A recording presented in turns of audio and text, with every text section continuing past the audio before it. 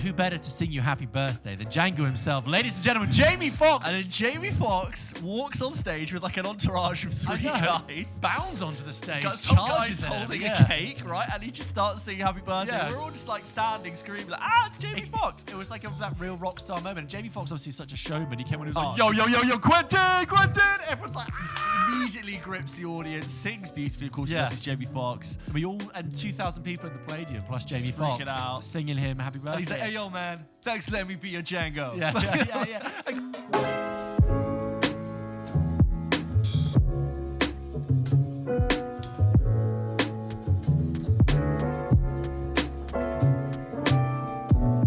It's amazing how much happier I am when the clocks go back. It's like I can spend so much mental energy and physical energy exercising, eating well, and sleeping a lot. But none of that matters because when the sun's out, I'm like, oh, I am happy. Yeah. Everything's okay. It's irrelevant how much of that I do. If the sun goes out, I'm like, oh, especially in London. Yeah, totally. And if you do all of that stuff and it's dark, you think, oh, what's the point? Irrelevant. It makes you annoyed at how simple and binary we are deep down. Because you're like, oh God, what's the point anymore? By the bitter end of winter, then you walk around the corner and a ray of sunshine will hit you. You go, yo, you know what? Oh, the sunglasses just come I'm going part-time. Yeah. I'm having a beer at 2. Yeah. Oh, wow. Because I'll feel really bad. And they'll be like, yeah, but James, you didn't eat well. And you really got 6 hours sleep, which is okay, but it's not enough. Like I can point it out, but overruled. I'm at that age where if I don't have a vegetable for like a day or something, I know it. My body's like, whoa, something's off in here. Oh, yeah. When I drunkenly order a large Domino's, which in my youth was like, and now it's like 2 days of bubbles. Your body processing My it. body's just Body used good to have, Lord. Your body used to have an entire department dedicated to processing it. Food, yeah. Now it's because of downsizing and aging, you've got one Budget person cuts. with the glasses with the beads, looking through all the covered in papers. cheese and Oh my pepperoni. God, I'm gonna work through this. Shut 2 days. Shut down fast thinking. I need my guys. Yeah. How quickly can you process this meat feast? It's going to take me 2 days. He's going to have to go to the toilet every 2 hours or there's going to be Or serious not at trouble. all. Yeah. For 2 days. Yeah. You've begun the podcast 2 weeks in a row talking about the toilet. What did I do the other You talked about the plain toilet. I just think it's something we Oh, shouldn't yeah. do. No, I didn't count that as toilet humor. That was a tip about... Also, your data might have been skewed last week about Ticket to Paradise being on the back of screens. That might have been 2 weeks ago. I can't remember. Okay. But you said you got up and you saw 2 films that were being watched Yes. more than anyone. One of them was Top Gun Maverick and the other one was Ticket to Paradise. Yeah. You were on a plane to Bali and the film is about people going to Bali for This is a wedding. true. So This is true. But also, it was on my plane from London to Dubai. So I take your point. Many people would be probably connecting to Bali. connecting, like you, yeah. But it was more than just the flight to Bali. In multiple flights. maybe all the people going Yeah, to this Bali is watched true. Ticket to Paradise and all the people who weren't were watching Top Gun Maverick. All the people getting onto an aircraft carrier. Yes, I'm so glad it's sunnier now, and I'm talking to you, and it's like nearly 7, and it's light outside, and we just look better. Everyone, the show's going to look better for the next 6 Oh. months. It's fantastic. And Welcome then- to episode 70 of PULP Oh my Kitchen. goodness. 70. We're in a round number. Another little 10 getting in another there. milestone. Got some fun stuff to talk about today. I hope Talking so. about Dungeons and Dragons. Yay. And then a film that's just completely different. Infinity Pool. You've rewatched There Will Be Blood. I've rewatched There Will Be Blood. I also rewatched Django Unchained. We might not have a chance to talk about that as a film in itself, but we can. What awful put that films in. you've been subjected to I over know. the weekend. And then I also watched God's Creatures. Yes, we'll catch up Per about your that. recommendation. Yes. And I also went and caught up with a film called 3,000 Years of Longing, which was Yes. George Miller's film from last year. Came out last year, came and went with Idris. Idris Elba and Tilda Swinton. And George Miller, of course, did Mad Max Fury Road. That was the last film he made before that. So lots of fun today. But before we go into that, we're going to talk about when we saw Quentin Tarantino live. So we saw Quentin Tarantino live at the Palladium. And just a little bit of context about this. This was meant to be a one-night show. He's promoting this book called Cinema Speculation, which Keep talking. we have here. And this is going to seem like it's an advert, but it's not. Hand it to me, James. This book here is Cinema Speculation by the one and only legendary filmmaker Quentin Tarantino. He's on a book tour promoting this. It's a non-fiction kind of lots of essays about films and films in the 60s and films that informed him and his sort of personal take on it.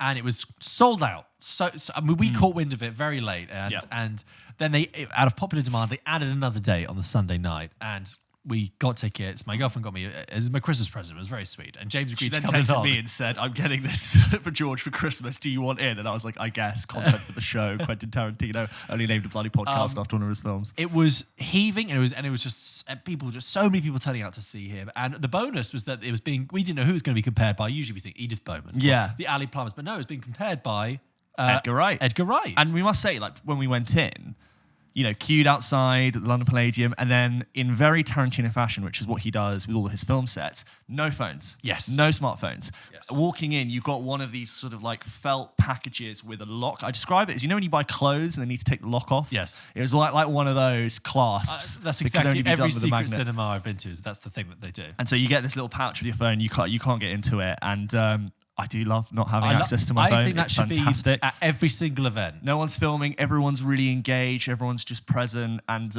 it was sort of split into two halves. Yeah. First half was Edgar Wright asking Tarantino. You know what I thought going in? I thought, it's multiple nights. They're probably having the exact same conversation twice. But as soon as he started talking, I realized there is no way this is the second time he said this. But yeah, first half is Quentin Tarantino, Edgar Wright interviewing Quentin Tarantino on some of the essays in this film, some of the scenes and moments he wanted to talk about in film history and the things that brought him to where he was. So please go on. No, sorry. I was going to say that he came on a little bit late. That's fine. The suspense is building, but absolutely full house. But big theatre, by the way. If anyone doesn't know, it's like it's the London Palladium. It's the London Palladium. Huge. Big West End theatre. And Edgar Wright comes on first and does like a little bit of a preamble and does a nice sort of, many bad motherfuckers have graced Drops this a stage. C-bomb within 60 seconds. Yeah. And then, of course, he says, please, for the man who needs no introduction, here comes Quentin Tarantino. And Quentin gets a standing ovation upon arrival, which I've never seen before. And when he came on stage, I was immediately like, oh my God, this guy is... We both went, he's huge. He's huge. He's massive. He's huge, but also he's like such like... it's like when you see a rock star. And he had that energy about him, and the whole night became like a titan. He was big. He had presence. And also he's so big iconic. shoulders. You just look at him and be like, oh, he looks like no one else looks like Quentin Tarantino. No. He is just big, and he's heavy. And he's got the jet black hair. Yeah. And he wasn't wearing like a leather jacket or anything. He was wearing like a denim shirt over a white shirt. He looked really cool. It looks very cool. And you were just like, holy shit, this guy's an That's icon, him. and there he is right there. Yeah. And he sat down what was meant to be an hour-long conversation that was meant to be a Q&A with the audience.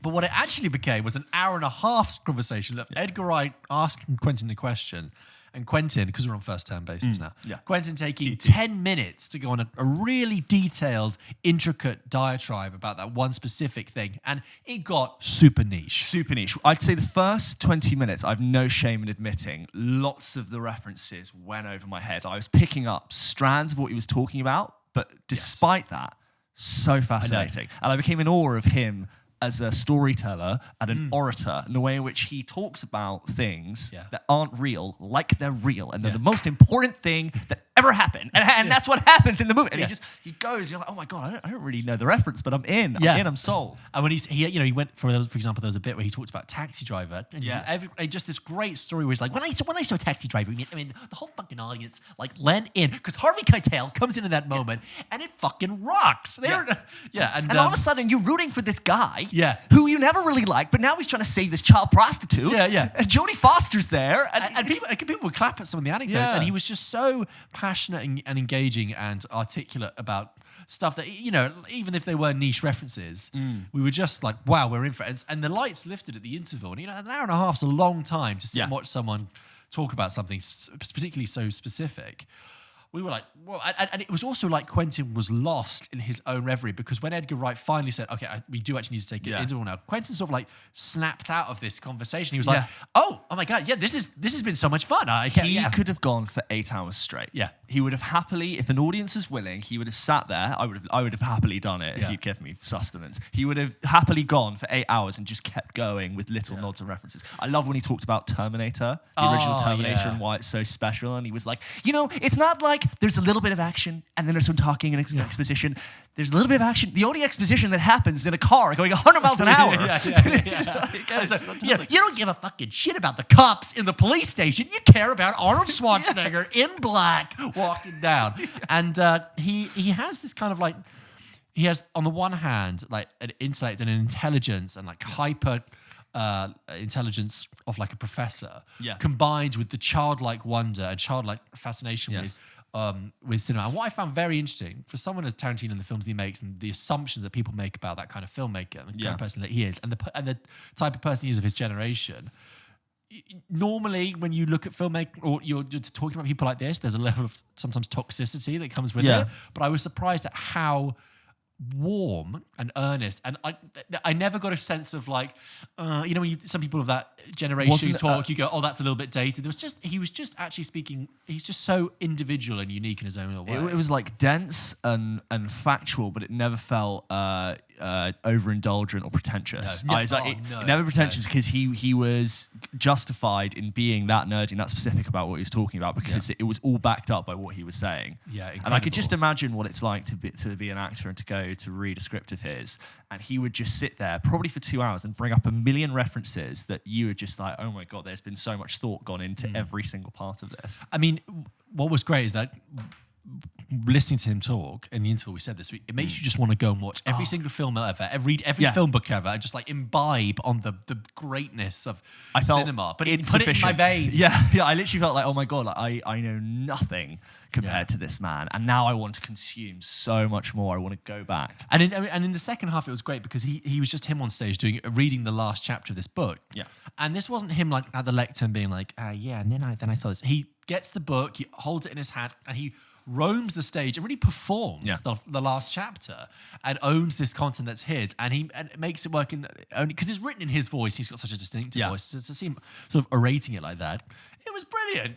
It was wonderful. And it was, I don't want to ruin it because I think a lot of people, I'm going to read the book soon. I think a lot of people should, but it was about this role model he had who is also a huge cinephile that's sort of really informed the way in which he wrote characters and wrote stories. And he sort of loops this whole chapter and this person's inspiration into the fact that he won the Oscar for Best Screenplay for Django Unchained. Yeah. And then what was great is that, so it was Quentin's birthday that evening. That at midnight, he was turning 60, the big 6-0. And Edgar Wright comes on stage after. So he finishes this reading, and everyone gives him applause. It's really great. Edgar Wright comes back on and says, "Ladies and gentlemen, put your hands together for Quentin Tarantino." Yeah, blah, blah. And he says, "Quentin, it is your 60th birthday this evening, and it's not midnight here yet, but it is midnight in Finland, and it is midnight in Tokyo. So we'd love to all wish you and sing you a happy birthday. And who better to sing you happy birthday than Django himself, ladies and gentlemen, Jamie Foxx." And then Jamie Foxx walks on stage with like an entourage of 3 guys, bounds onto the stage, got some charges guys at holding him, a cake, right? And he just starts singing happy birthday. Yeah. We're all just like standing, screaming like, it's Jamie Foxx. It was like that real rock star moment. And Jamie Foxx obviously is such a showman. He came on, he was like, yo, Quentin! Everyone's like, immediately grips the audience, sings beautifully. Of course, he does his Jamie Foxx. And 2,000 people in the Palladium plus Jamie Just freaking Foxx out, singing him happy birthday. And he's like, hey, yo, man, thanks for letting me be your Django. Yeah. And Quentin was just so cool about it, giving his peace signs. Like, he's not got an ego, but he knows that he's great. And he's like, hey, man, thank you. And he's like, you are my Django. And he's like, fuck yeah. And then he was so sweet. He was like, great to be here with Edgar and Jamie Foxx and all you guys. Yeah, and then he just throws his mic down and walks off the stage. He's like the guy holding the cake. Yeah. It was just such a massive high to end the whole thing. And I came out and it felt like being at a gig. It really did. It's like you've seen a top 5 music artist of all time at their best, and I feel blessed to have seen a filmmaker of that ilk talk about film and in a way that wouldn't happen. Not talk about his own films once. No, but, except for that minor reference to Django, he never sat there and talked about his own work. It wasn't indulgent. It wasn't like when I made Reservoir Dogs. I did with it was none of that. It was all just about cinema speculation. It's just like the wandering mind. I assume this is the more collected and like well realized thoughts of that man. I think we also haven't mentioned the fact. I mean, this wasn't mentioned that night, but it has been news. Is that his next film has been announced? Yes, widely speculated to be his final film. So he says. It's called The Movie Critic, set in the 70s and with a female lead. Now, he talked about Pauline Kael a lot. If people don't know Pauline Kael, she was a huge leading film critic in the 70s. It's not an autobiography at all or a biopic, but it might be inspired by that because he was talking about how much an influence she had on him as a film fan. I can't wait to see it. I don't know why, but in my blood, I was just like, Margot Robbie lead. Because in the way that like he returns to actors, I feel like he'll go, you know what? Or J-Law. Yeah. Because J-Law was almost in Once Upon a Time in Hollywood. She almost played the Dakota Fanning role. I stand corrected. But what a great time. And while we're talking about it as well, having just seen Django, because obviously after that, I was like, I want to go rewatch all of his films. Yeah. So I've just come back from a weekend where I've had lots of free time and just like, my girlfriend and I just smashed through loads of films. And she'd never seen Django. Oh, wow. Well, we were tossing a coin between that and Reservoir Dogs, and Django was on Prime, and Reservoir Dogs wasn't, so done.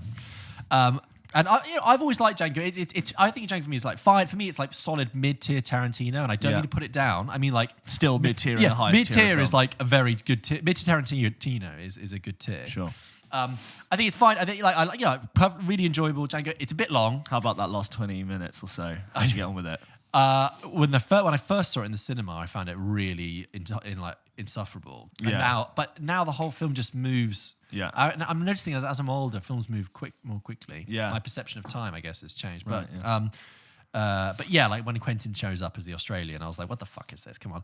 Yeah. But yeah, it's a bit long. Bad time and the pacing I find really sort of slightly up and down. But I bring it up because we talked about many emails ago about violence and the use of violence in Quentin Tarantino. And I wanted to confirm something that we sort of touched upon, which is that with Django, I was always surprised that Quentin Tarantino has made a film that engages with something as big as slavery, because Quentin's so like wrapped up in his own little world. You think, oh, slavery? Do you want in his voice? Does it? Yeah, sometimes is that not appropriate? quite come across. Yeah. But the thing is, actually, people give him a disservice because there is a lot of violence in Django, but there is two types of violence, and it is really the distinction. I think is really clear. Yeah. Because he absolutely respects the brutality of slavery, and he shows the brutality of slavery, The threat.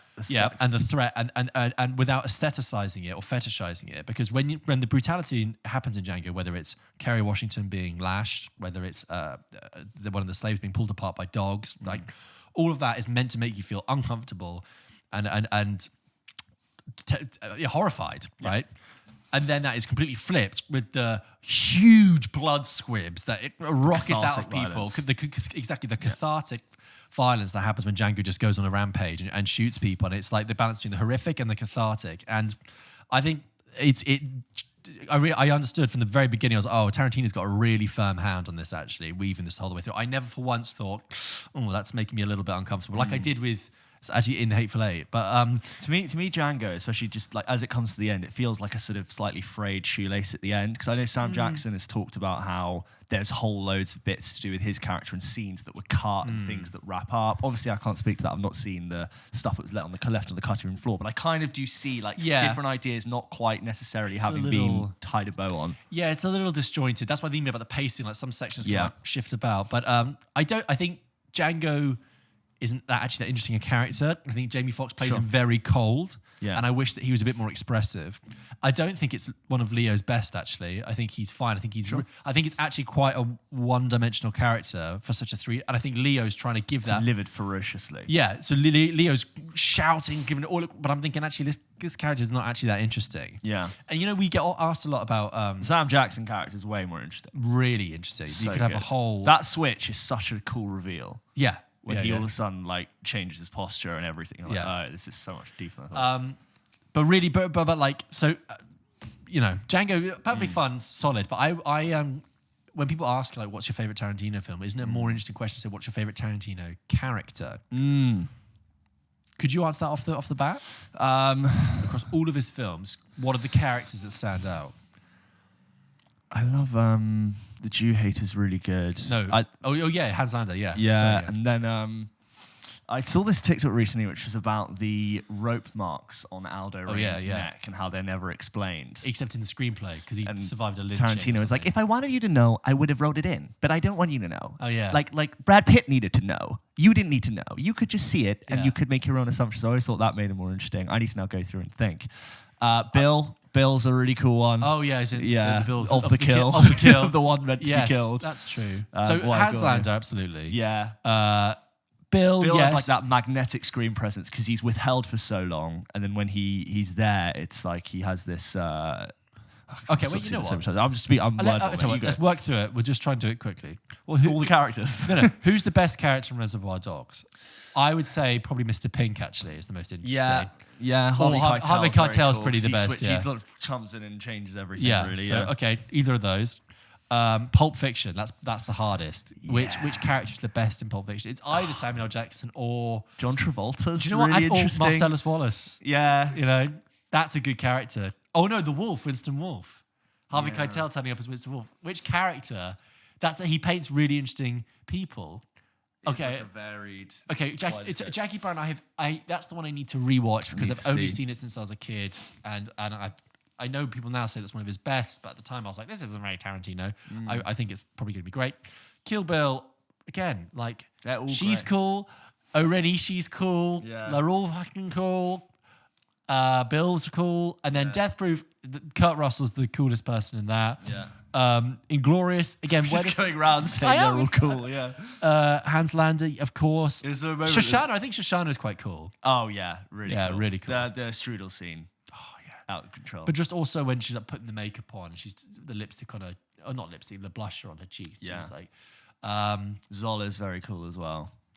oh no, and Fassbender's character, Oh god, yes. and then you get Django, Christoph Waltz killing it again in Django. Yeah. So It didn't do the same thing. but Samuel L. Jackson, I think you're right, is the most interesting character in that. Yeah. And but then I love Don Johnson as Big Daddy. Don Johnson's really good in that. Do you remember? Yeah, As the yeah, guy yeah. at the beginning. Well, shit fire. Yeah. We don't put our hoods on. It ain't a raid. And then Hateful Eight. I don't know. Maybe Samuel L. It's not one of my favorites. And then What's the name? I Once thought. Upon a Time in Hollywood. After that, I would say probably Brad Pitt's character or I don't know. Anyway, you can let us know what your favorite Tarantino characters are. Drawing this to a close. That was amazing. We had a though, seeing great that. experience, and we can't wait to tuck into his book, Cinema Speculation. And Quentin, you can come on the show anytime. Anytime. And so you're called Pulp Kitchen. I mean, like, why Pulp Kitchen? Where's I don't I understand. don't understand because when I mean Pulp Fiction, If I was gonna eat, I would go to a restaurant. what do you think his stance is on food in the cinema? He doesn't. He's not Snacks. scared of having food. Oh, sorry. I think like food literally in his cinema. No, I mean, like, his films. like snacks. it's disruptive. Or is he like, you want to have your fucking popcorn, man? Didn't he There's mention? movies Didn't he in the mention films. like calling something a popcorn flick in that thing, or am I making that up? He's like, you watch that and you have the popcorn. I don't know, actually. I can't remember. Quentin? You know, people describe the films as having a popcorn quality to them. Yeah, when Blockbuster. people say there are films and there are movies. Yes. Anyway, Quentin, it was great to see you. So James, Yeah.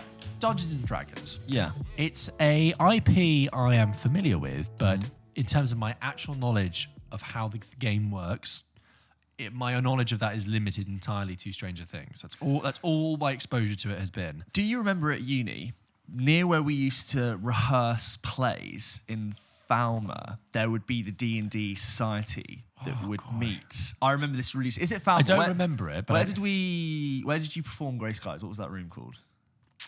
Wasn't it Mandela Hall? Mandela Hall. So they were at that building. You know where everyone would wait to audition and stuff? Yes, in the that wooden shared bit. space, Yeah. there was a D&D society. And that is my only experience Right. of D&D. That doesn't Have surprise no sense of like, oh, it's a good or bad thing.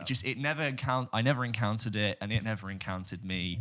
I'm into plenty of nerdy shit myself, so who am I to say like that would be out of my sphere of thing? But in terms of like my understanding of Dungeons and Dragons, it's completely non-existent. If there were references in this film to something, I wouldn't have got them, right? Okay. And look, I think since you and I started this podcast, however many months ago, there are certain films which I'm seeing in the cinema that I probably would have either not seen or waited for them to come out on streaming or another version. This is one of those films where I'm like, okay, film's out this week. Why don't I just go and see this? And typically, those films that I tend to would not have seen or rushed to see in the cinema. 65. 65. Maybe Ant-Man Quantumania I would have waited because of the reviews. I can usually sort of sense that I'm kind of seeing them to have a good discussion on the podcast, have some fun. We're doing it for you guys. To get ahead. Maybe my audience is interested in hearing it, and it's good for the SEO of the show. And this is definitely one of those films. And I think there is definitely, for me personally, something about the look of it in the trailer kind of gave me the ick before I went in. Both in like the potentially heavy reliance on CG and the slightly generic feel of what I think it's going for. Did you think that's fair? There's something icky about it? Totally, and actually not to just diverge from that point, but I have that feeling you've had is exactly how I feel about that film Renfield that's coming out. Right, yeah. Which I think sounds like an interesting idea, but when I saw the trailer, And it's see the wrong to poster, do that, right? it's got generic studio fingerprints all over it. Yes, That's taken yeah. off any interesting element to it. So yeah, I thought about Dungeons and Dragons, but Studio fingerprint is an interesting thing. but I like Chris Pine. But I think when someone is saying we're going to make Dungeons and Dragons, which is an IP that I don't have a connection to or any sort of association with, look, you're going to cast Chris Pine as your lead, right? Which is already a very good step in the right direction. It also stars Sophie Lillis, Michelle Rodriguez, Reggae John Page, Justice Smith, and Hugh Grant. These Rodriguez, they're trying to murder me. It's just a million Michelle Rodriguez. Hugh Grant is in it. I did, funnily enough, listen to Mark Kermo's review, and he said that some of the scenes are CG and some of them are real, but Hugh Grant is chewing them up anyway, which I thought was quite interesting. Okay, so let's just talk about what this film's about. So we have a fantasy heist film. Okay. And Chris Pine and his gang of mates are thieves, but they're good thieves. And they, on a way to go and steal a thing, they accidentally unleash a much greater evil. So therefore, they have to go and steal something back to stop the world ending. Sounds like the Guardians of the Galaxy. So about halfway through this movie, I was realized, okay, so it's like a ragtag group of very disparate people all coming together for a shared common goal, but they realize like their humanity through like, and I was like, oh, it's Guardians of the Galaxy, which was kind of a New Hope, and like tracing it back. So if you stripped sci-fi out of this and you just applied fantasy, it took me an hour and 10 minutes to be like, fuck it, Guardians. It's Guardians minus like the 80s cassette music. Okay, so this film is 2 hours and 15 minutes, and I will not dock it for that runtime because despite me going in with the ick, it was consistently entertaining and funny. It is funnier than any Marvel film I've seen, at least for I don't know how many years, but like I'm saying it was laugh out loud, funny, consistently throughout. That's great. And I think that, I go into Dungeons and Dragons, know nothing about it. This film has to what? It has to be entertaining, and it probably should be funny. And it does kind of do those. I will dock points for it being very generic, right? There's very few new ideas. I don't think there was a theme apart from be good. Do you know what I mean? You know when you're thinking like, what's this really about? Apart from like just, at least fast films about family. Like, what is it got to say? And it really doesn't have anything to say. But I can't really go, I'm not going to be annoyed at this film because it passed my time really well and I had a good time with it. What I'm realizing when I've seen things like, or just like other big blockbuster films that are throwing in comedy there, it's actually really hard to find a line between being a spoof or a parody or just like taking your world seriously and being funny. And I think this film is actually, it's not like a parody of Dungeons and Dragons. Right. And from what I've heard, people who do like Dungeons and Dragons have not poo-pooed it. They're like, oh yeah, no, this is like true to the material. And so I'm watching this and I'm like, oh, it's not just a piss take. It's funny, but it takes its world seriously enough for me to also care about what's happening. And I talked about it being a heist movie. And we've got magic and rules, which I don't know about. And it's quite good at setting up its own magic and its own rules and things that you can't do, but now we have this MacGuffin, we're able to do that now. And when that comes in later, I'm like, oh yeah, of course, like you mentioned that, and that now makes sense, and that's fun that you brought in this element. Like I don't know if you ever played Portal. No, there's like this idea of like, like this whole like thing that you can do with Portal, and it doesn't overstay its welcome with ideas. The Reggae John Page sequence is like he's in a good like sort of 25 minutes in the middle, and he's a really great comedic foil to the other characters, and he's funny. And then just when like his character probably runs out of steam, he leaves and you never see him again. And I'm like, oh, he was such a great comedic presence in this. He's an actor I've never really found like that engaging. And halfway through I was like, this is Guardians, and that's why it's working. They've gone, we'll take that idea and put it into a fantasy heist setting, and that's why it's done. There are both Dungeons and Dragons, and there are scenes with dragons in the dungeon. Good. The CG's not great, and it's pretty rubbery. I'm realizing that no one's really going to do a dragon better than The Hobbit: Desolation of Smaug, and that was pretty obvious in terms of like CG and like. Is the Game of Thrones dragons not as good as that? I'd say Game of Thrones, when they got budget, they got loads of dragons. Yes, in the new ones they got low budget, but like I'd say earlier on the dragons were a bit rubbery. What about Shrek? Yeah, the best dragon scene. That was such a like staple dragon fairy tale scene in Shrek, isn't it? It's like the classic, Bridge for the Lava. And that's it. I said this to some people at the pub. They're like, what have you seen recently? And I said, Dungeons and Dragons, and it's not awful. And people are like, really? And I'm like, yeah, like I could hardly recommend you see it, but it's really inoffensive. On that point, Declan writes in to hello@pulpkitchenpodcast.com and says, I want to give you my exclusive first thoughts on the new Dungeons and Dragons film. Dungeons and Dragons, Honor Among Thieves, I should say. I was lucky enough to get to an unlimited secret screening and was worried it'd be something I wasn't too excited for. But this new D&D movie, let me tell you, actually solid. I'm trying to...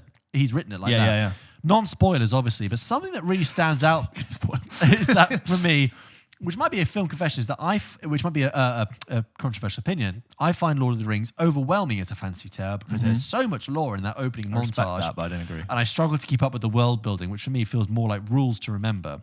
In Dungeons and Dragons, it's beautiful how comforting it feels not to be overwhelmed, getting information about the world in small spurts, and only when necessary to the plot, it feels natural. It's quite funny and got a great cast, but as someone who's just wrapped as someone who has just wrapped on their first short film, congratulations, I was in love with the really dynamic shots and compositions. Just something cool to appreciate. Don't want to say too much more at the risk of spoiling your initial experience, but I look forward to hearing what you both think. Personally, I'd say 4 out of 5 stars as a solid go with your mates movie. It takes no risks. That's where I dock points. It's like, yes, you're safe and you've drawn from great things. You've taken no risks. Hugh Grant is doing what I thought was an impression of Boris Johnson. Really? Because he's doing like this, like the vocalization and the voice, like he's good fun. He's doing this Paddington thing basically, but in fancy. And I was like, he's just doing Boris Johnson. He's playing like a politician who lies to get ahead politically.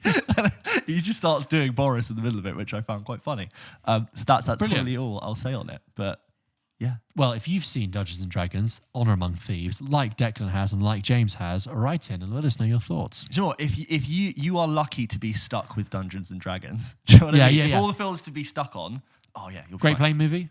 Yeah, great playing movie. Okay, perfect. You know what? I will be honest. If I see that, I won't go see it at the cinema. But if I see that come onto streaming, and it's a Sunday, that will be near the top of my list to go. I'll put that on. Yeah. Easy. It takes no risks. Then therefore it cannot offend me. It's like watching a film on the easiest setting of the game, which is the opposite to my next one, which I'm going to talk about, which is Infinity Pool. James, I am trying to think if I've ever seen a David Cronenberg movie. I've seen The Fly. There you go. But my knowledge of David Cronenberg, it's very limited. I think I've seen Eastern Promises as well, but I've not seen core David Cronenberg stuff. And me neither. No sooner have I had a chance to catch up on David Cronenberg.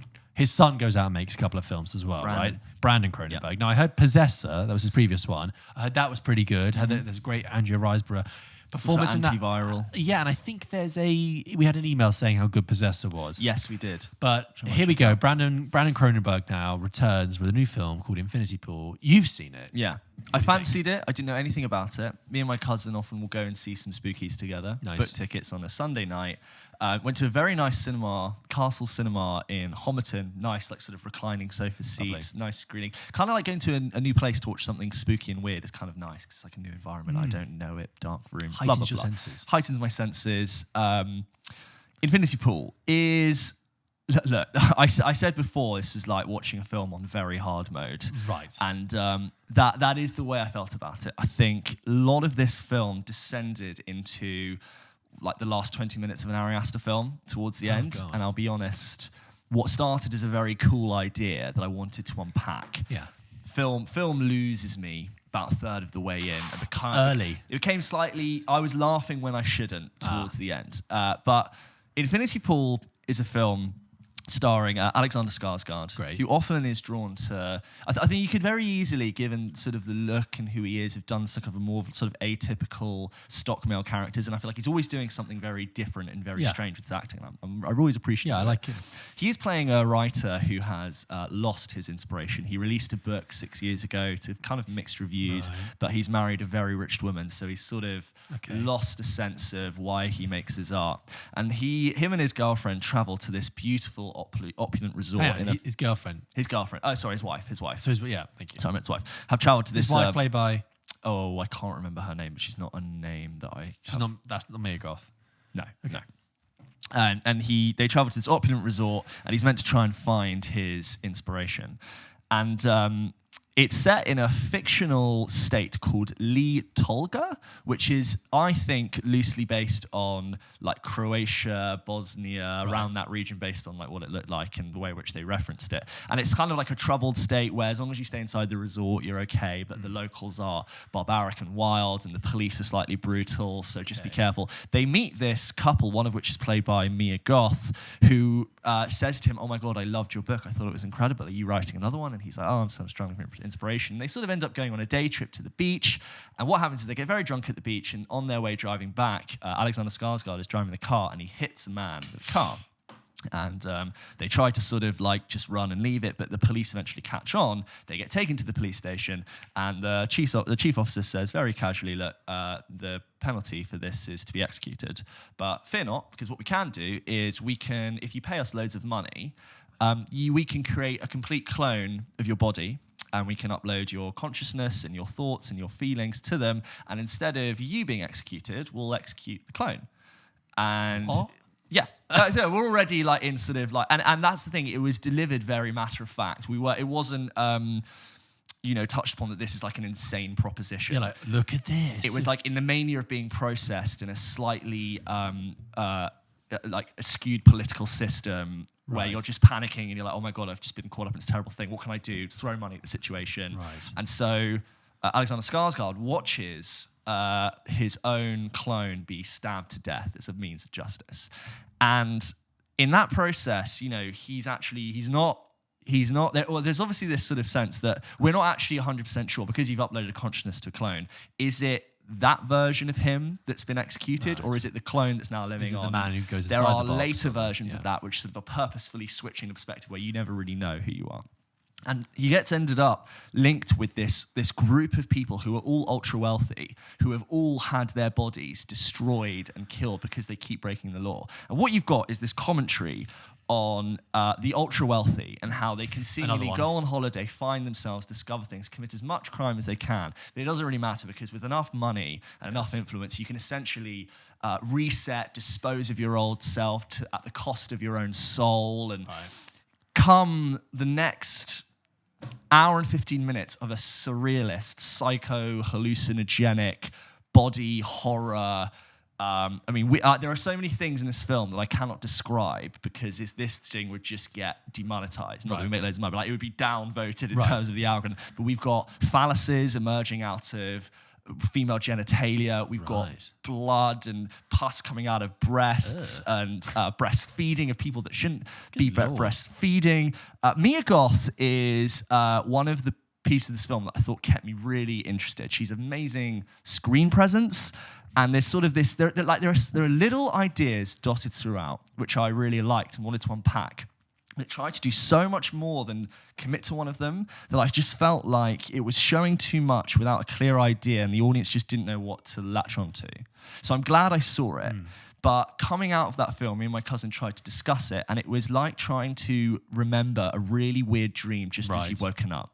And I tried to attribute lots of meaning to it, and I actually just decided this lost me. I don't think a lot of the ideas work. There's a really cool idea about the rich like regenerating themselves and being able to just get away with murder, but a lot of the time I felt a little bit lost. I thought some of the beats that it hit were funny when they weren't meant to be, despite some very engaging performances. So I didn't feel great watching it. I came home and I felt really weird. Like I walked back to the overground. I was like, "God, what weird! I just seen so much weird shit." Like last 20 minutes of Midsummer, kind of weird.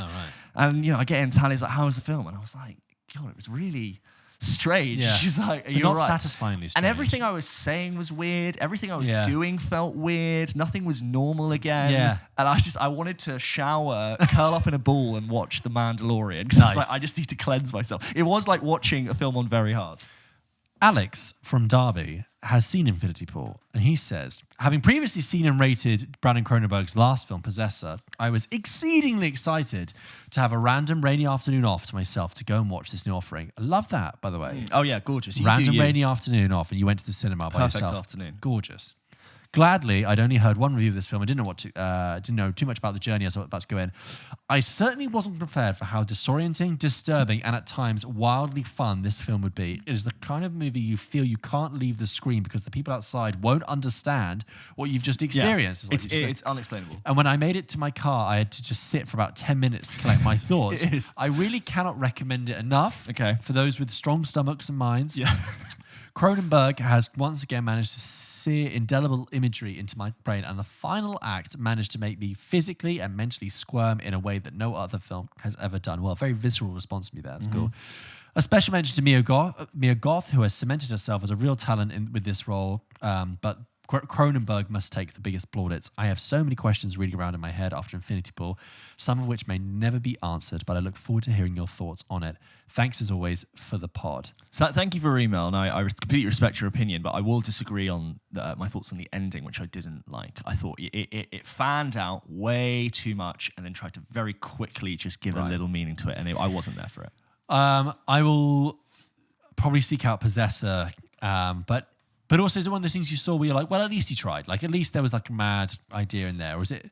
There's a mad idea in the beginning, and I think you could have like come back to that, and you didn't. You just had like good 7-minute long psychedelic orgies, and I'm just like, okay, and you haven't justified. You haven't earned the orgy. Yeah, I'm actually really You've glad. You've got to earn the orgy, Brandon. Really okay, good. I actually really glad I saw it because I felt like my brain was using really different muscles trying to unpack it. Yeah. So in so many ways, I'm glad I did it. But I don't feel good watching it, didn't feel good after it, and I've not come out loving it. And you will never see it again. Never. Right. If you've seen Infinity Pool, just like Alex and James have, you can write in to hello@popkitchenpodcast.com and let us know your thoughts. So, George, those were some films that I very much enjoyed talking about. Thank you very much. Now it's time, as always with every week, to go to our listeners who write into the show to hello@popkitchenpodcast.com.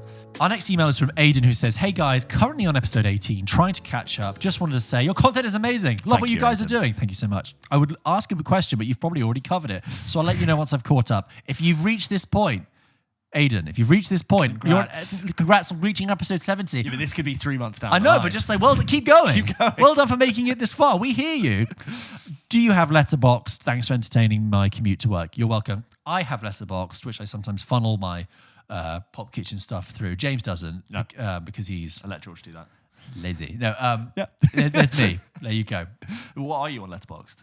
Oh, George Pulp. And the link is in the description of the video. So everyone can follow. But yeah, come along. Declan writes in with the second part of his email because he spoke to us about Dungeons & Dragons, but he also talks about Scream 6. He says, third time writing in, and my enjoyment of listening to all your film opinions is growing with every podcast episode I listen to. I'm trying to spread the word of how awesome this show is. I love how it's becoming a nice community. Oh, thank you. Today I wanted to write in because I've recently seen Scream 6. I'm a huge fan of the Scream films, having had my dad introduce them to me during an emotional time in my life. Oh. So to me, they're quite comforting. I love that. I love the reveals, mystery, meta-commentary, and just general campiness. It was only last year that Scream 5 came out, and I remember feeling that, in my eyes, it had really revived the franchise. My question is, for both of you wonderful lads, what's a film you enjoyed that revived your interest in a franchise, or a film that revived your love for a particular aspect of cinema, whether it be an actor, directing style, or something else entirely? Big question. Let's start with franchise. Was a film that really got me back into a franchise. God, there's very few things that got me Star Trek back 2009. I had no engagement with Star Trek before that. Really passive. Is that generationally for us, do you think? That's because it wasn't available for us, really. Yeah. That would have been it. And then 2009, J.J. Abrams style. Yeah. Put that anamorphic lens flare across everything, which is now, I think, a little bit played out as a look, but it was cool at the time. Yeah, it's very of that era now. Yes, It looks like 2009 when you watch it. Yeah, it does. Chris Pine really bursting onto the scene with that. Yes, I'd say Chris Hemsworth also about to burst on the scene in one of the best scenes from that film. And it's got that sort of time bit where the very end is at the beginning. Time travel. Yeah. That's a film I think I should slap on and just like watch like an afternoon. Is it Eric Bana who plays the villain? Yeah. But like with loads of face tats. Yeah, he does. Yeah.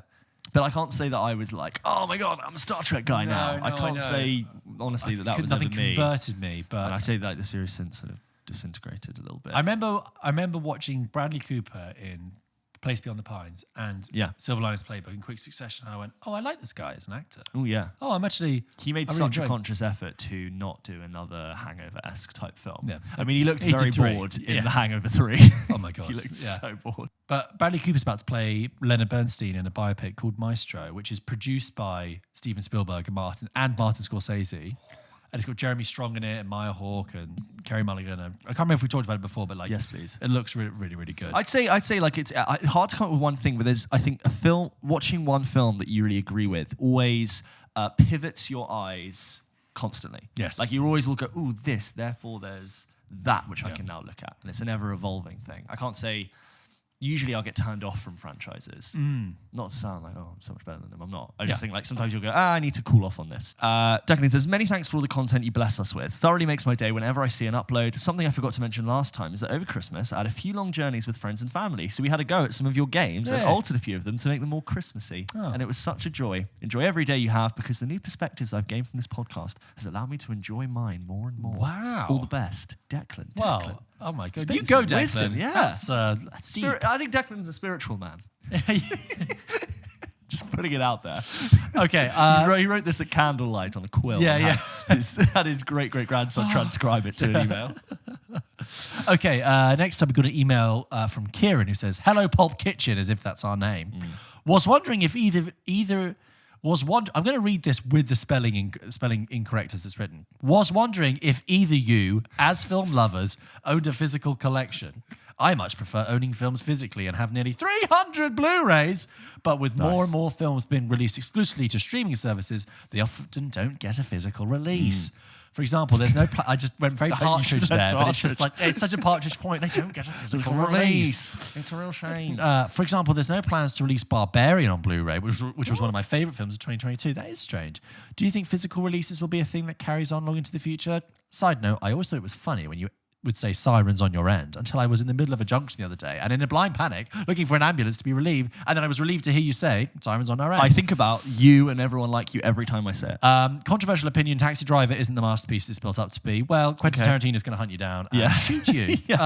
About physical media. Yeah, I do not. I think I made a decision in my life in general to go digital. Whether or not I think that's the perfect thing to do is another thing. I did at one time in my late teens start collecting Blu-rays, and I just eventually fell out of it. And I just thought, I don't have a lot of money. It's costing me £13 to £15 a pop to buy these. And I don't feel like I could tell the digital evolution was coming, and I didn't want to have an inconsistent collection. So in so many ways, I'd love to have a physical media collection. I know you've got some really great Criterion collection where it's like not just physical media, it's like it's an experience, and you get a booklet and you unpack it. So in a lot of ways, I think when the apocalypse happens and the bunkers and the servers are wiped by an EMP, in my bunker, I can't go on Prime and watch a film, but you will be able to unfold. You'll get your little Blu-ray player, and in the bunker, you will be able to watch whatever you want to watch. And I'm somewhat reliant on services to provide me with digital media.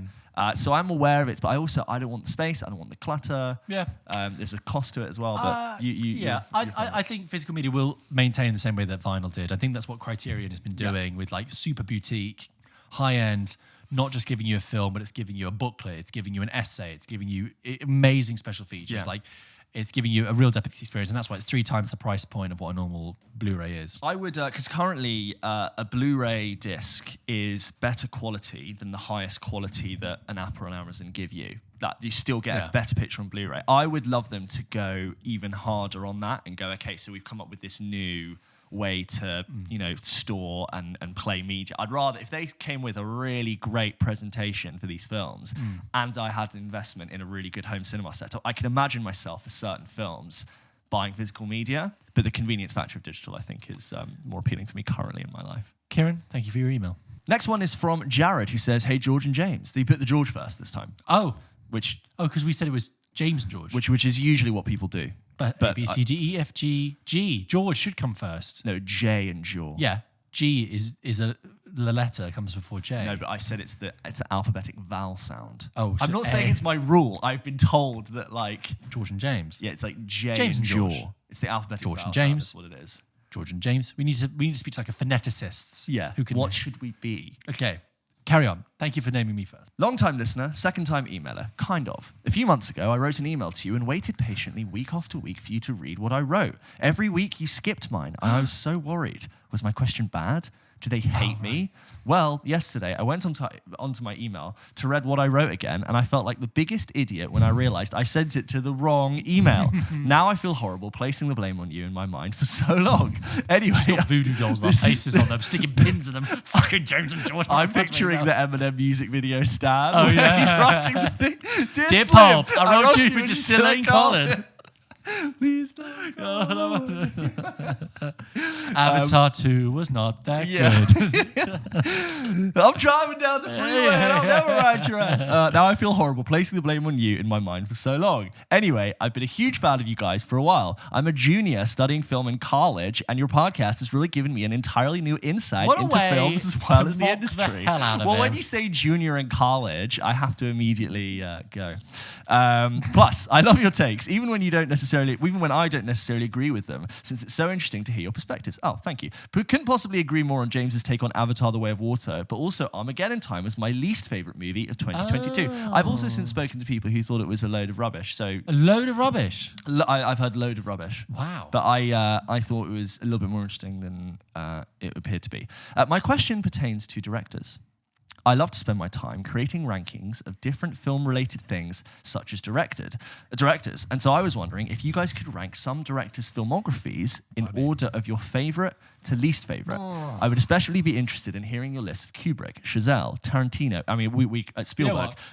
Just your top five to make it easier. Let's pick two. Hold on. Why don't we do top three? You can rank as many of those as you want. I just wanted to list them for you in case you wanted options. P.S. As a huge Babylon fan who saw it 6 times in theaters. times. I know your Chazelle ranking will hurt me, but that's okay. I'll live. Thank you so much, and hopefully this went onto the right email this time, Jared. Jared, it did. That's 18 hours. That's okay. I understand 2, maybe 3, but for a movie that long, 6. That must have been a part-time job.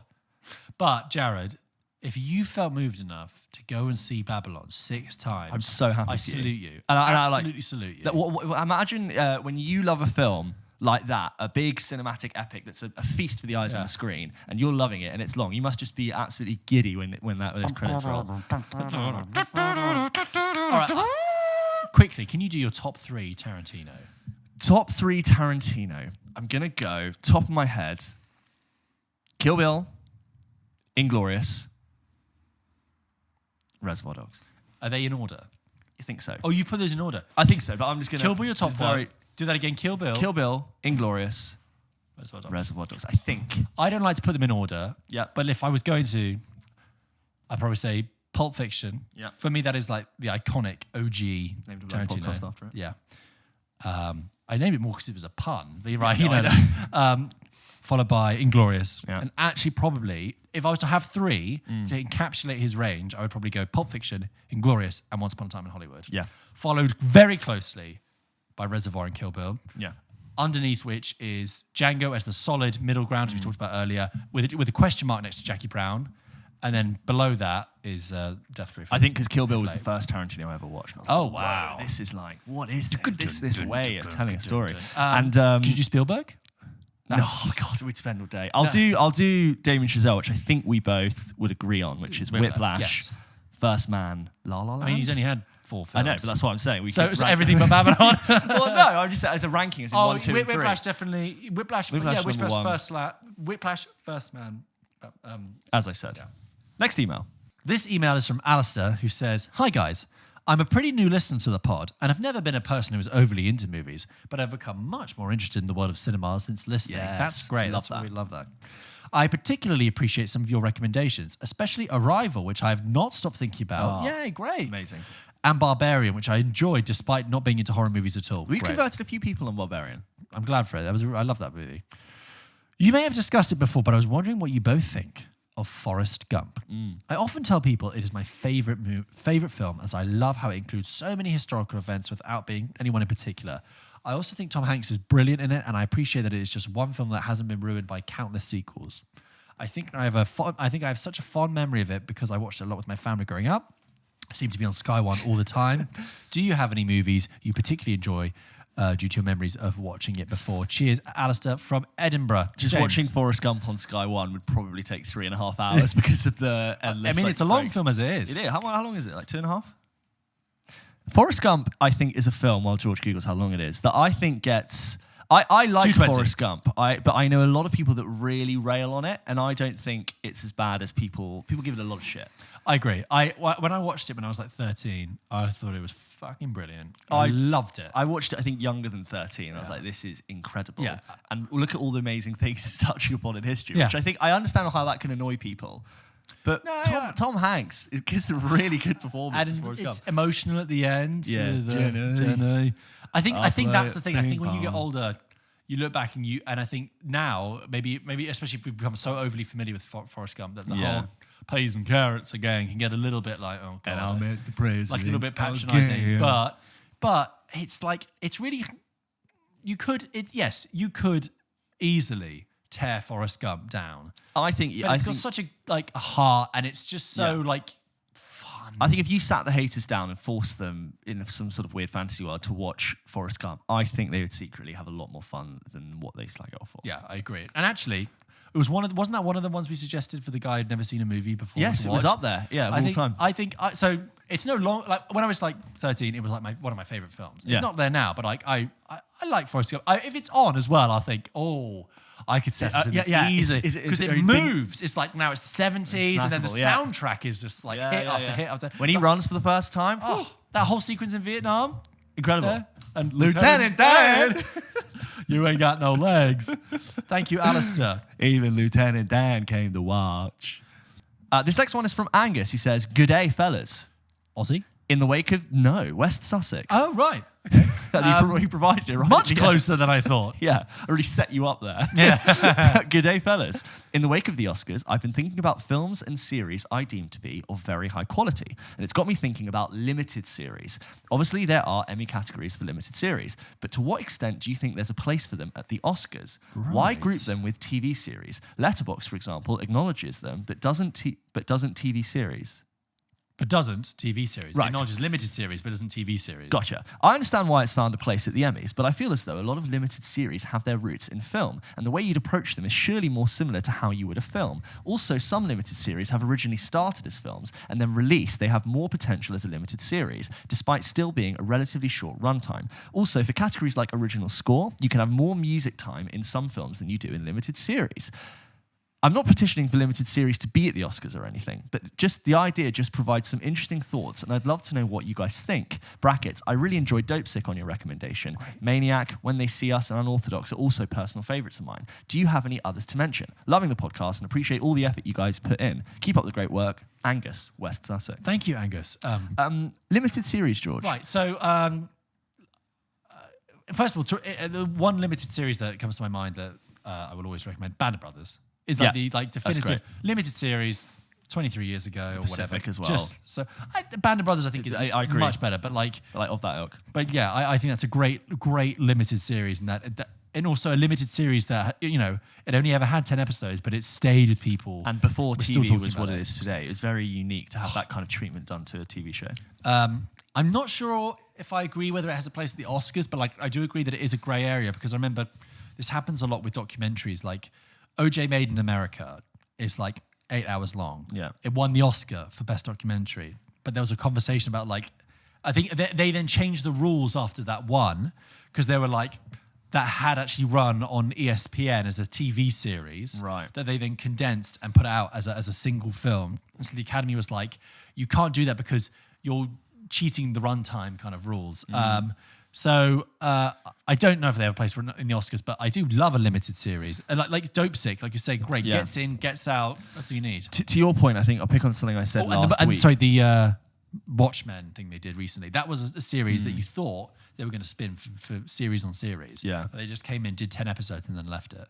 Yeah, I like it when they just leave it. On the point, just picking on something I said last week, which I think it's going to be more of a conversation because more and more screenplays, projects, IP are going to be defaulting to TV versus film. Yeah. So if you are the kind of distributor that is more prioritizing Oscar nominations, that could genuinely sway it unless that changes. But yeah, limited series I love. People versus OJ, I thought was fantastic and so gripping. But then is that a limited series because then they've had that's an anthology series? Yeah, I because see your they've had point, but I sort of count it as its own. Yeah, it's fair enough, but I'd say it kind of felt like its own thing. Yeah. And then A Very English Scandal, I thought was great. Oh with Hugh Grant yes, about that Jeremy 3 Northup. episodes that was. That was fantastic. I got to watch all that early because I was researching Neil from The Inbetweeners at the time, and he's in one scene, Blake Harrison, and I got to watch all Chernobyl.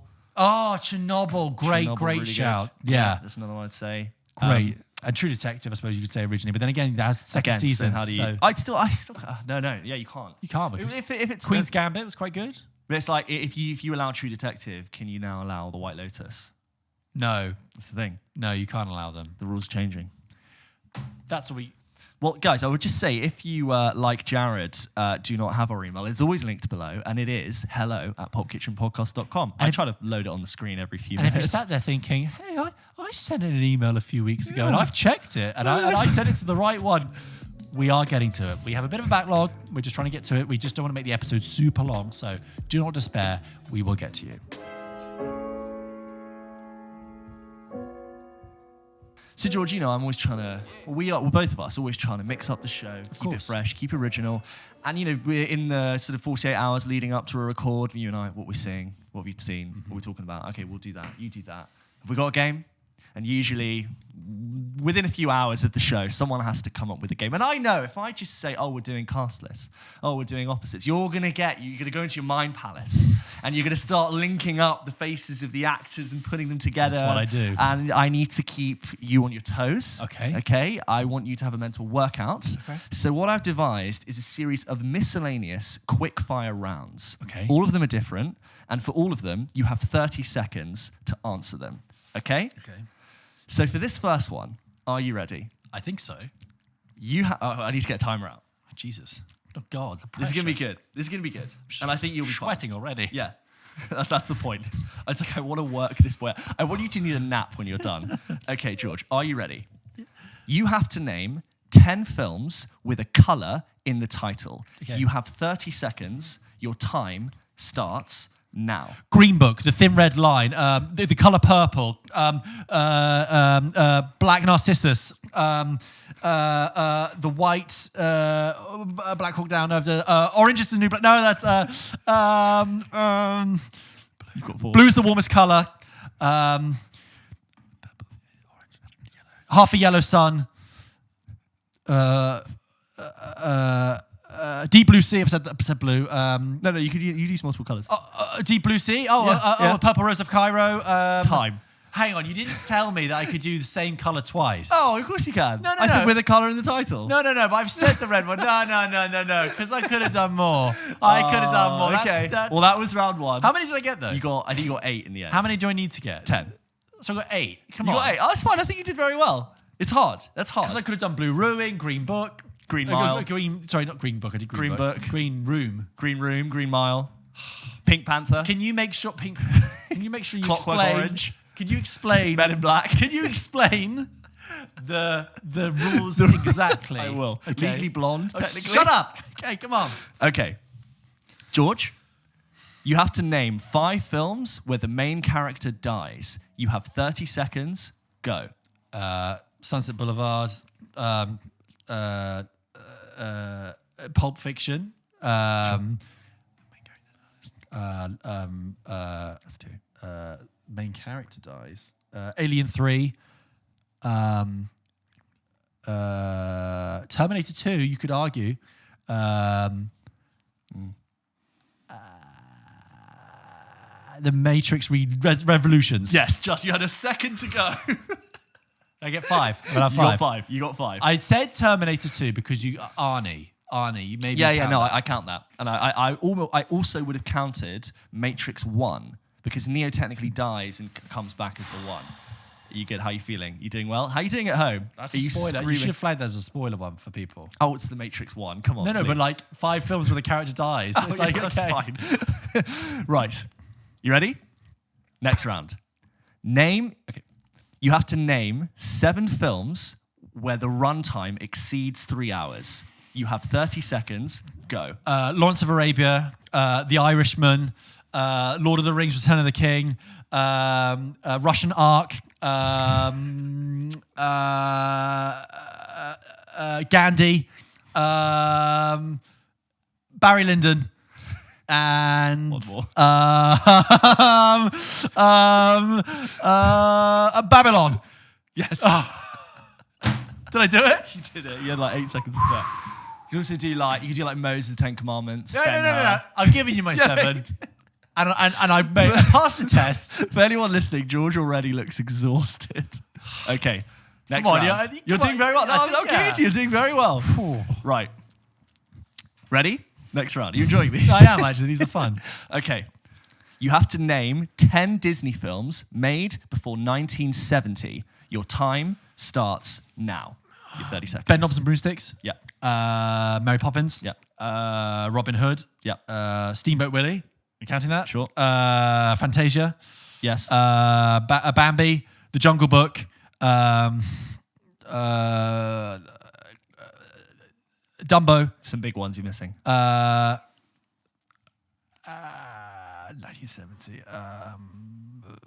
Robin Hood. Did I say Robin Hood? You said Robin Hood. Jungle Book.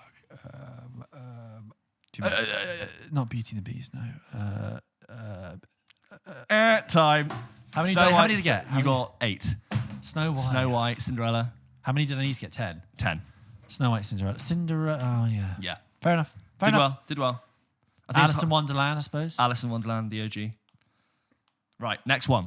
God, these are good, but Jesus Yeah, Christ. enjoying them? Okay. Ready? George, you have to name 10 Marvel films made before 2008. You have 30 seconds. 10? Your time starts now. X-Men 1, X-Men 2, X-Men 3, Spider-Man 1, Spider-Man 2, Spider-Man 3, Blade 2, Blade 3, all 3 Blades, and Marvel, Howard the Duck. You and Jeff got Marvel. Could have also got Fantastic Fours 1 and 2. Yep. Daredevil. James, again, I've given you my answer. You're so, I've like, passed the test. dismissive. Yeah, I've done it now. What's next? Okay. Last one of these, okay? These quick-fire miscellaneous. Jesus, Ready? okay. Name 3 films in which the actor Sean Bean survives. You have 30 seconds. Survives. The Martian. Yes. Sean Bean. Sean Bean. Survives.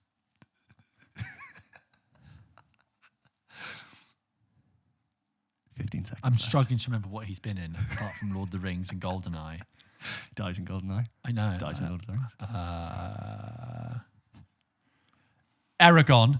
No. National Treasure. Yes. National Treasure 2? National Treasure 3? No. That's time. National Treasure is 1. Not You seen could that, have just know he's in also it.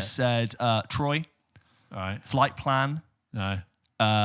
Pixels. No. National Treasure I had on my list. But there you go, George. Are you suitably exhausted? Jeez. Can we just say, I think I did quite well. I think you did very well. I've no nothing to say about you not doing well. But I have to mix it up a bit. I thought just 3 films where Sean Bean survived. That's was a good. one. That's good. I like that. The colour one, I wish you... I know. I should have said you didn't have to complete the rainbow. You could have just said complete green, the green, rainbow. green, But I was trying to in my head. I was trying like to to go impressed that you went through. Okay, well done. And I was going to have rules like, are we counting black and white as colour? But I was like, no, that's fine. All colours are good. Right, I'm just going to end with the cast list countdown. Ready? Okay. Those of you who know the rules. Whatever. You know, I'm going to list a cast, and George has to tell me what film I'm talking about before I get to the end. Ready? You have to guess the film based on its cast. In 3, 2, 1. Jeff Goldblum. Okay. Steve Martin. Danny Glover. Danny Glover. Martin Short. Sandra Bullock. Michelle Pfeiffer. Is this like Father of the Bride Part 2? Ralph Fiennes. Whoa, Rafe. Last one. No, Val Kilmer. these people are in the flesh. The Or is it answer an animation? is the Prince of Egypt. And the reason I do the Prince of Egypt is when this comes out, it'll be Passover. So hug Sameah to everybody. And if you didn't know, the Prince of Egypt is great. And I'm sure many of you are going to watch it. Watched that at school a lot. Fantastic. Absolutely fantastic. You didn't really give me a chance to guess it. But no, I just sort of wrap up the show. But what a great cast. Jeff Goldblum, Steve Martin, Donny Glover, Martin Short, Sandra Bullock, Michelle Pfeiffer. This burning bush. Oh, yeah. He plays like him and... yeah, that's all I'll say for that. Whoa. Well, guys, have a great Passover if you do celebrate Passover. Thank you so much for listening to episode 70 of Pulp Kitchen. Don't forget, we post new episodes of this show every single Wednesday. I think I need to lie down. Yes, sorry, before I lie down, the usual. Instagram, TikTok, you know where to find us. But also this. Mm-hmm. Going forward, James and I, we talk about a lot of new films, but we do occasionally watch older films or recent films that aren't new right now. When we talk about those films, sometimes we don't have time to fit them in an episode, so we release bonus content. If you're listening to this, check our Spotify feed or your podcast feed or whenever throughout the week. We're going to be doing more bonus stuff. And you'll see bonus stuff coming out. More TV catch-ups. Things like that. Maybe some spoiler chats. So if you're getting your Pulp Kitchen withdrawals halfway through the week, don't worry. We're bringing I want to be like the David Mitchell football sketch. More football all the time. Endless combinations. You can't dizzying, move for film. maddening. Until then, see you next week. See you next week.